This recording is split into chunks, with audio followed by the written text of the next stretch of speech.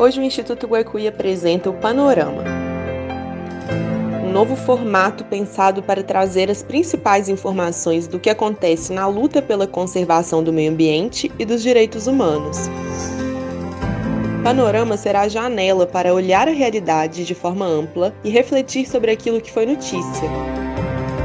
No quadro Em Pauta, traremos os acontecimentos mais relevantes em matéria de meio ambiente. Na seção Por Dentro do Guaicuí, você vai conhecer as ações que têm sido desenvolvidas pelo Instituto nas diferentes frentes de atuação. Além disso, apresentaremos análises dos temas mais importantes nas vozes dos especialistas e dos protagonistas. Fique com a gente e acompanhe o Panorama a cada 15 dias.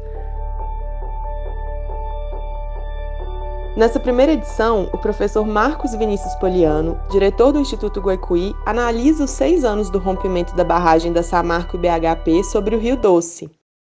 Nós estamos completando 6 anos do crime da Samarco na bacia do Rio Doce. Foi, sem dúvida, o maior crime ambiental da nossa história, e talvez um dos maiores do mundo, com certeza, onde milhares de atingidos ainda não foram reconhecidos, o rio continua poluído e contaminado, a comunidade de Bento Rodrigues, que foi a primeira a ser atingida, menos de 150 moradias, até hoje não foi reconstruída, é um descaso total.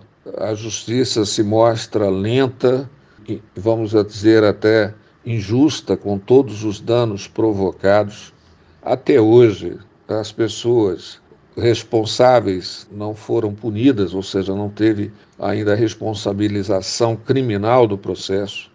Um sentimento muito profundo de injustiça para com o ambiente, injustiça para com os atingidos, injustiça para com as gerações futuras que vão herdar essa precariedade e essa fragilidade ambiental e minerária ao longo da sua história.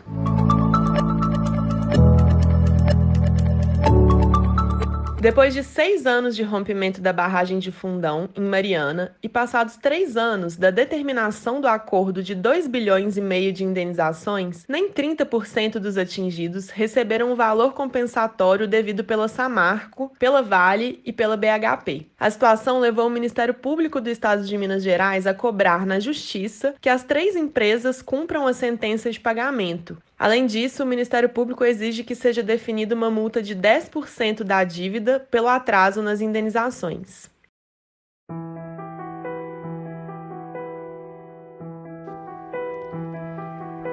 No dia 21 de outubro, se completaram 1000 dias da queda da barragem da Vale em Brumadinho. O fato deixou 272 vítimas fatais, das quais 8 continuam desaparecidas. Foram cerca de 12 milhões de metros cúbicos de rejeitos de minério que percorreram aproximadamente 290 hectares de estruturas residenciais, comerciais e de vegetação, até alcançar o Rio Paraopeba. Às vésperas da data, foi determinado pela Justiça Federal a anulação da ação penal contra o ex-presidente da Vale, Fábio Schwartzman. O membro da diretoria do Instituto Guaicuí, Marcos Vinícius Poliano, manifestou indignação com a medida, classificada como manobra protelatória. Em suma, a decisão faz com que o processo, mesmo quase 3 anos depois do colapso do complexo minerário, volte à estaca zero. A situação de escassez hídrica no país atingiu níveis históricos e bateu o recorde de maior estiagem dos últimos 91 anos. As regiões Sudeste e Centro-Oeste, responsáveis pelo abastecimento de importantes reservatórios de água do país, foram gravemente atingidas pela seca. O Instituto Mineiro de Gestão das Águas chegou a declarar situação crítica de escassez do Rio das Velhas, tornando a captação de água restrita até o início do mês de novembro.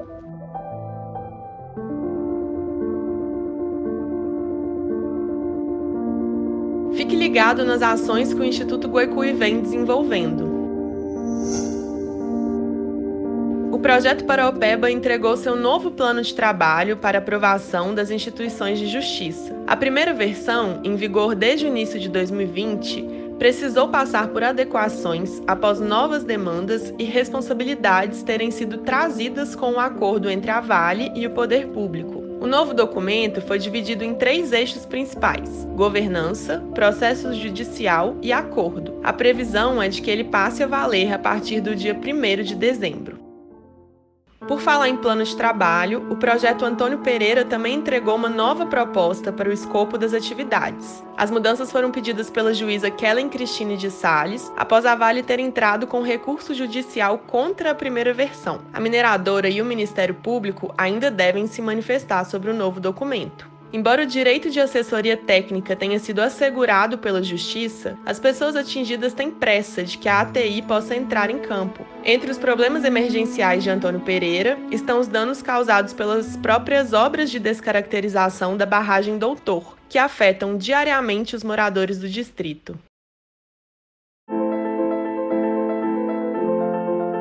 Começa hoje o processo de votação popular do anexo 1.3, do acordo entre Vale e Poder Público. O anexo 1.3 destina 2,5 bilhões para projetos de fortalecimento de serviços e políticas públicas, como reformas ou construção de escolas, hospitais, postos de saúde e estradas. Os moradores das cidades atingidas poderão votar nos temas que considerem mais importantes, a partir de propostas feitas pelas próprias pessoas atingidas, prefeituras e pelo governo de Minas Gerais. A votação estará aberta até o dia 12 de novembro. Desde o início do mês, a Fundação Getúlio Vargas é a nova gestora do Programa de Transferência de Renda, o PTR, que substitui o pagamento emergencial das pessoas atingidas pelo rompimento da barragem da Vale no Córrego do Feijão. No primeiro momento, a Fundação terá como base o mesmo banco de dados da mineradora, o que vai fazer com que, inicialmente, as mesmas pessoas continuem a receber o pagamento. Ao longo dos próximos meses, será feita uma revisão dos cadastros que foram bloqueados pela Vale, podendo acontecer a reintegração de algumas exclusões. Também será nesse momento que serão incluídas no programa as pessoas atingidas da Área 5, que vivem na região de Três Marias. Hoje a gente fica por aqui, mas tem muito mais no site guaicuí.org.br e nas nossas redes sociais. Procure por Instituto Guaicuí no Instagram, no Facebook e no YouTube. Até a próxima!